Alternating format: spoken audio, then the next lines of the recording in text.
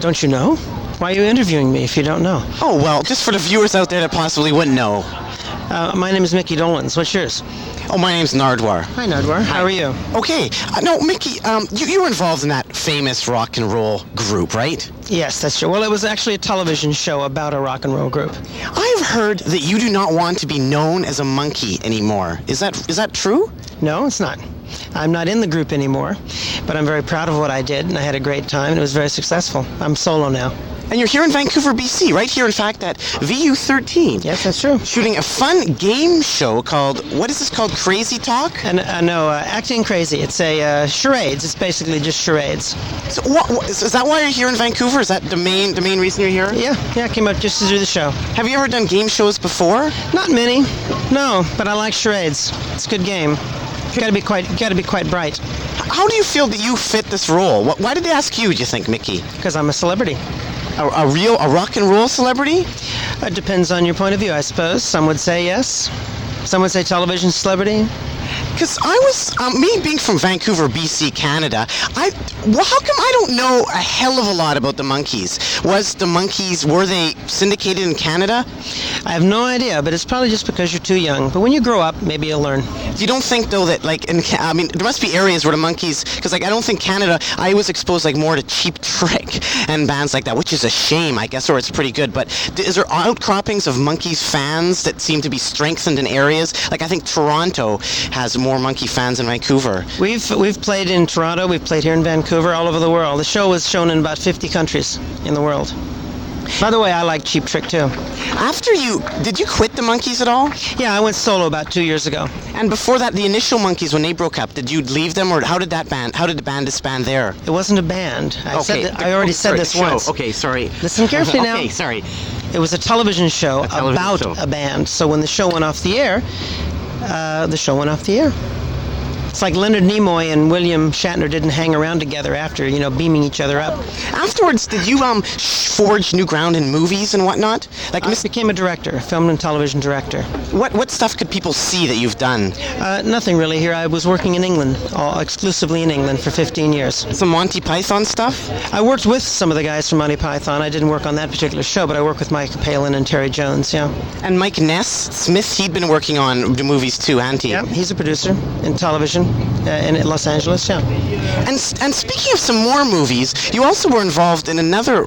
For a guy that doesn't know a lot about the Monkees, I found a lot about the Monkees. But I know, does the name Linda Lovelace bring any memories back to you, Micky? Yeah, we did a movie with Linda Lovelace in the 70s. It was an attempt to try and legitimize her as a comedian. It wasn't a porno film; it was a comedy.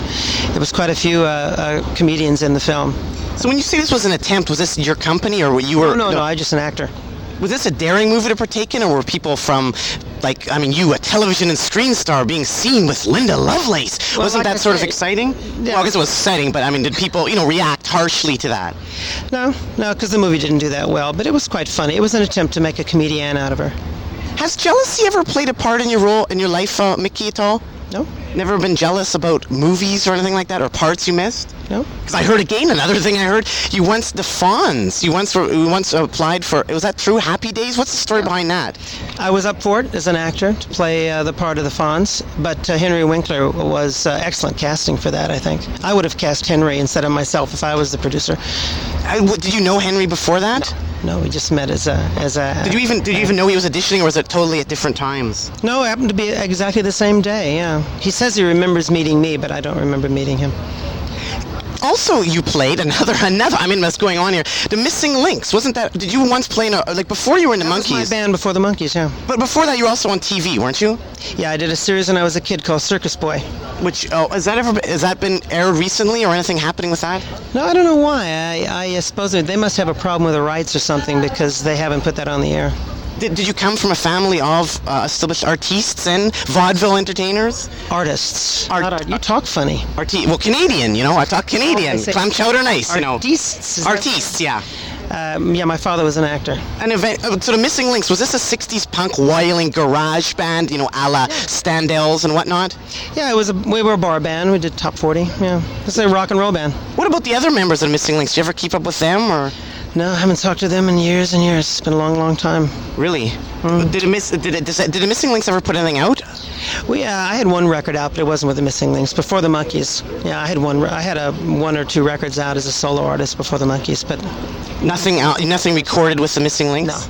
no. And you've heard of the Plaster Casters, haven't you? Yeah, those two girls in the '60s used to go around taking plaster casts. Yeah. Yeah, moldings. Yeah. There's that ugly rumor about the Monkees. Not ugly rumor, but they said Peter Tork's plastic molding possibly was right up there with Jimi Hendrix. Yes, that's true.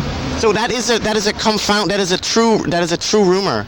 No, it's a contradiction in terms, son. A contradiction. Get your grammar right. Well, thanks for, and we're speaking to Mr. Micky Dolenz. That's close, yeah. Micky, is that how you pronounce it? Yes, Dolenz, yeah. Of solo career fame. What would you like to be known as nowadays?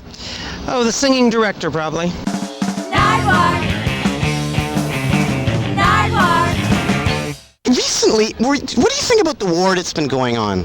The ward? The war, sorry. Am I really that incomprehensible? The war? Which war? Well, like those Operation Desert Storm was happening. What is your feelings on that? Well, I wasn't a big fan of old Saddam Hussein, so I didn't have too many complaints about it. What about you? Well, no, I was wondering because, like, Head, that luxurious, that hard-hitting, that big movie that you guys did, Monkeys. You know a lot about the Monkees, not to know anything. Well, no, I mean, it's Jen, but I don't know as much as, say, the guy who has, like, 43 episodes on video. But, Head was a hard-hitting movie. It's in all the video stores released, and it was sort of an anti-war movie. Well, part of it was, yeah, that was anti-Vietnamese war, yeah. And now, does the Persian Gulf War, like you saying, you don't like Saddam Hussein, would that mean if the Monkees were around today, would have they made a movie like Head, possibly about the Persian Gulf War? No, I doubt it. There isn't really much of a counterculture today.